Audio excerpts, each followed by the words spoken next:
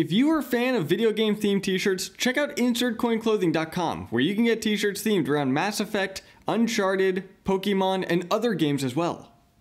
To get 20% off on your order, use the promo code ICMEF20.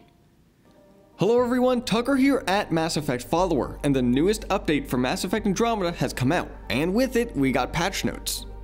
Now let's go over what is new and what got fixed in the patch.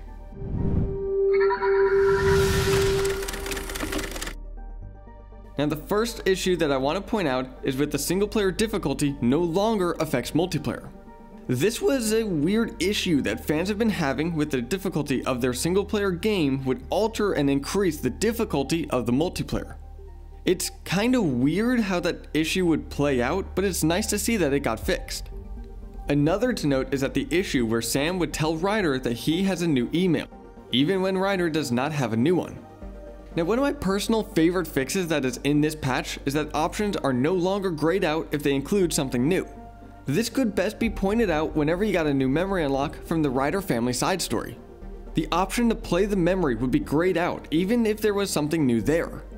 This will help in situations where you might have talked to a character about something previously, but now something new comes up from that dialogue choice. Now, a big one that got fixed is with player animations getting stuck when jumping or changing directions repeatedly. I have had this issue happen a few times and I've seen it happen to many others, so this getting fixed is quite nice. There is also now the option to toggle motion blur and depth of field. I don't have this issue personally, but I know a few people who motion blur in a game can make them feel a bit queasy. So the ability to change this is nice for those who have that issue.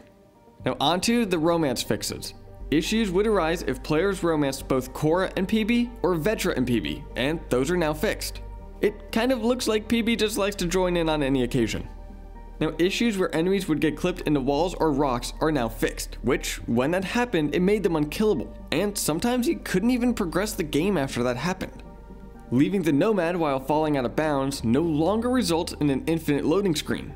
There's also an issue where you would sometimes load a save inside a vault and the Nomad would be with you. As far as I can see, the issue isn't addressed in the patch notes, but it will hopefully be fixed soon.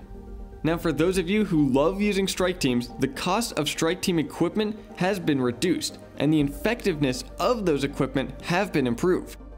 Now, there are also some unique notes for the PlayStation 4, which fixed crashes when going from multiplayer to main menu, and crashes that would happen if you were on the menu for longer than 2 minutes. There are also some unique notes for PC, for example, where dialogue choices would auto-select when using the mouse and keyboard is fixed, and some improvements to display when running on different resolutions.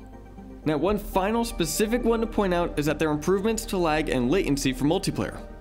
Now, before we finish going over these patch notes, there are some quick ones that I want to point out.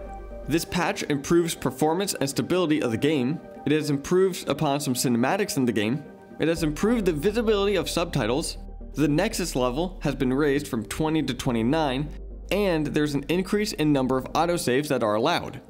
Now, that is it for the patch notes. There are some issues I didn't cover as there were a lot of fixes made in this patch.